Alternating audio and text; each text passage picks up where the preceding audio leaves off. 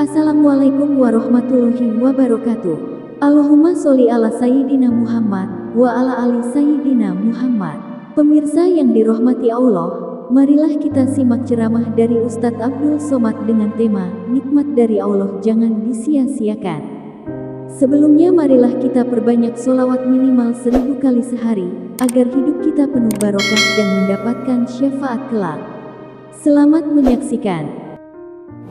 Hadirin jamaah Jumat yang dimuliakan Allah Subhanahu wa ta'ala, kalau sampai hari yang paling dimuliakan Allah ini hari Sayyidul Ayyam, hari Jumat, tempat yang paling mulia adalah masjid, manusia mulia adalah orang beriman, saat mustajabnya berdoa, nafas masih berhembus, jantung masih berdetak, kaki masih melangkah, tangan masih menghayun, mata berkedip.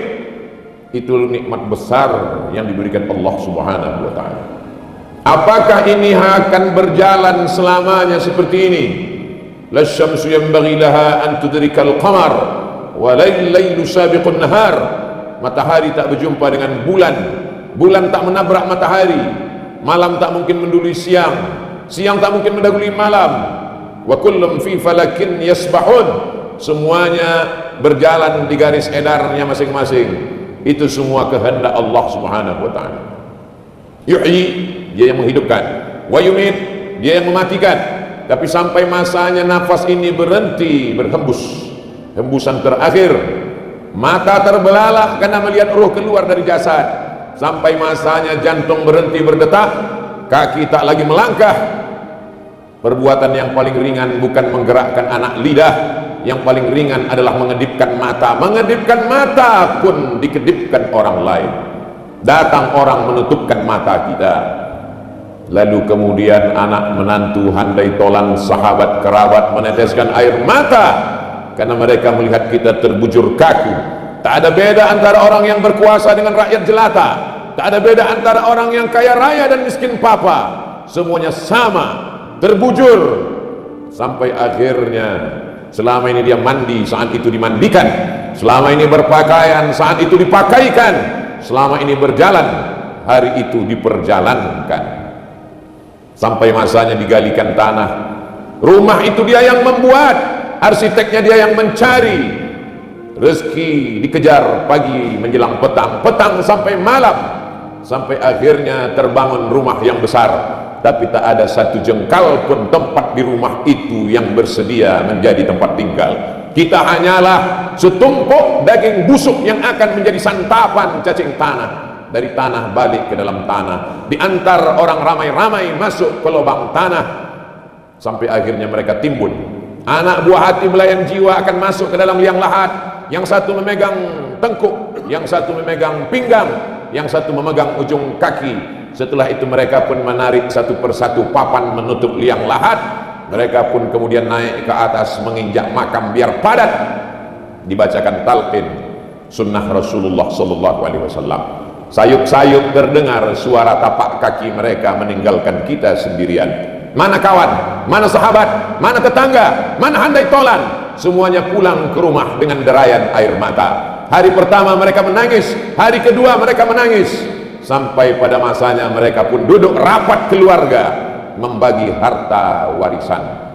Mereka orang-orang menikmati jerih payah tetes peluh keringat, darah dan air mata. Mereka tak pernah mencarinya, mereka hanya berkelahi memperebutkannya. Bagaimana dengan nasib kita ketika jantung berhenti berdetak, darah berhenti mengalir, berubah menjadi nanah, kulit mulai menggelembung, usus membengkak, perut meletus, kelopak mata terlepas, kuku-kuku tanggal dari ujung jari, kulit kepala mengelupas, tak ada yang mau melihat, tersimpan di dalam lubang tanah. Itulah mengapa tinggi setinggi tegak, supaya bau tak keluar ke atas. Itulah mengapa kubur disiram, supaya tak diterkam binatang buas. Sampai akhirnya kita akan menghadap Allah Subhanahu wa ta'ala, yang selama ini muka dibersihkan, kaki dirapikan, orang begitu peduli terhadap tubuh fisik, rupa dan wajah, sampai akhirnya semua tak ingin melihat, karena itu hanyalah pemandangan yang mengerikan.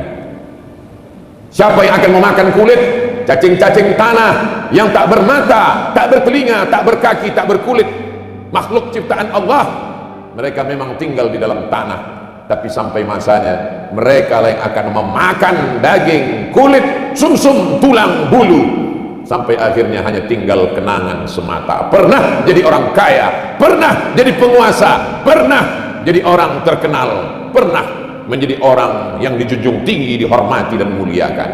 Mana orangnya? Itu dulu rumahnya, itu dulu kebunnya, itu dulu istananya, itu adalah anak cucunya. Orangnya hilang ditelan bumi menghadap Allah Subhanahu wa taala. Pernah dia membangun masjid?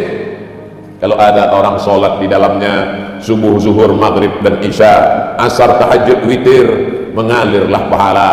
Pernah dia membangun rumah Quran, anak-anak kecil belajar membaca alif bata, malam mereka menghatamkan Quran. Pernah dia menyekolahkan anak yatim? Kalau pernah dibuat, itulah yang menolong di hadapan Allah Subhanahu wa taala. Orang lewat lalu lalang di depan kubur tak ada peduli, karena tak pernah ditunjuk ajar agama Islam. Tapi kalau mereka pernah belajar, apa kata mereka waktu lewat di makam kita? Assalamualaikum ya ahlad diyar minal mu'minin wa inna insyaallahu bikum lahiqun yarhamullahu al-mustaqdimina wal mustakhirin nas'alullah lana wa lakumul afiyah. Kalau ada kenangan baik, mereka sempatkan membacakan Al-Fatihah untuk almarhum Bapak Bulan, Allahumma ighfir lahu warhamhu wa'afihi wa'fu anhu. Tapi kalau yang ada kata-kata kasar, kalau yang ada hanya caci maki, sumpah serapah, mereka bersyukur kita mati menghadap Allah Subhanahu wa taala. Berapa lama berada di dalam tanah sampai akhirnya malaikat meniupkan sangkakala dan kita pun bangkit menghadap Allah Subhanahu wa taala. Idza samaa'um fatarat, langit terbelah, wa idzal kawakibun tasarat, planet bertabrakan, wa idzal biharu fujirat, lautan diledakkan naik ke atas daratan, wa idzal quburu bu'thirat, semua yang dikubur bangkit menghadap Allah Subhanahu wa taala. Datang Asi bin Wa'il membawa tulang-tulang belulang yang sudah berubah warna. Ayuhyi rabbuka hadzal 'idhama ba'da ma baliya wa ramma? Apakah Tuhanmu bisa menghidupkan tulang belulang yang sudah hancur ini? Nabi diam sampai akhirnya malaikat Jibril datang membawakan jawaban. Qul, katakan kepadanya ya Muhammad, katakan kepada Asi bin Wa'il, katakan kepada siapa saja yang tak percaya bahwa dia akan hidup lagi. Yuhyihallazi ansha'aha awwala marrah, yang pertama kali menghidupkan dulu, yang pertama kali menciptakan dulu, yang pertama kali membuat dia ada, lalu dibuatnya menjadi tak ada, bersatu dengan tanah, dengan kudrat iradat. Innama amruhu idza arada syai'an ayyaqula lahu kun fayakun. Kita akan bangkit tegak mempertanggungjawabkan semua perbuatan. Fa amma man thaqulat mawazinuh, siapa yang berat timbangan amalnya, fa huwa fi 'ishatir radiyah. Apa yang akan kita lihat nanti? Apa yang akan kita pandang? Apa yang akan kita lihat? Faman ya'mal mithqala dzarratin khairan, walaupun perbuatan baik itu sebesar tapak kaki semut, sebesar biji sawi, yarah, mata akan menengok. Ittaquz zulma, jangan aniaya orang.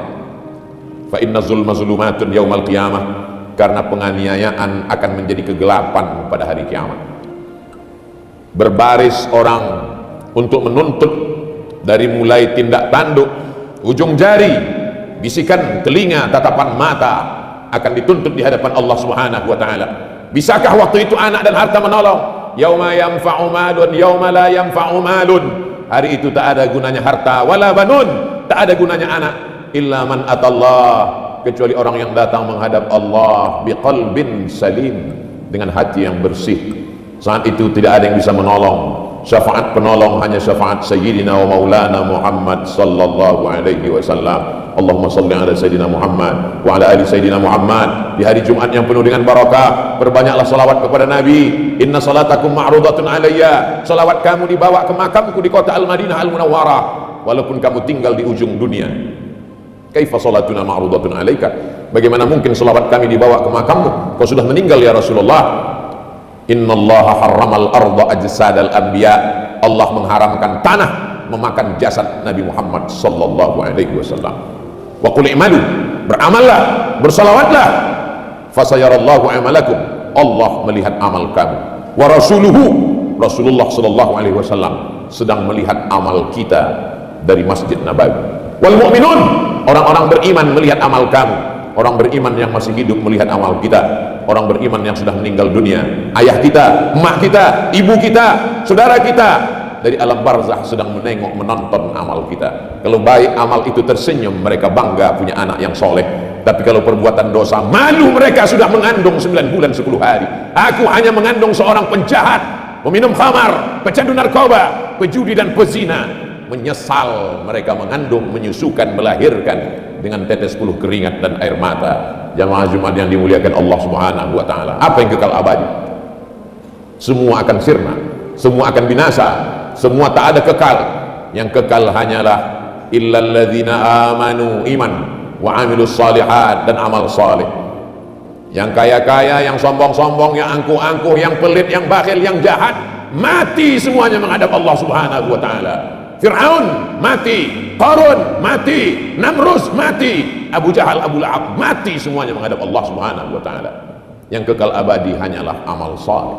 Illalladzina amanu, kecuali iman, wa amilus salihat, amal saleh.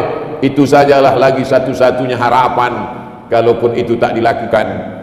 Kalau binatang-binatang sempat salah, maka ketika binatang semuanya dikatakan Allah kunu turaban, hai semua binatang berubah kalian menjadi tanah.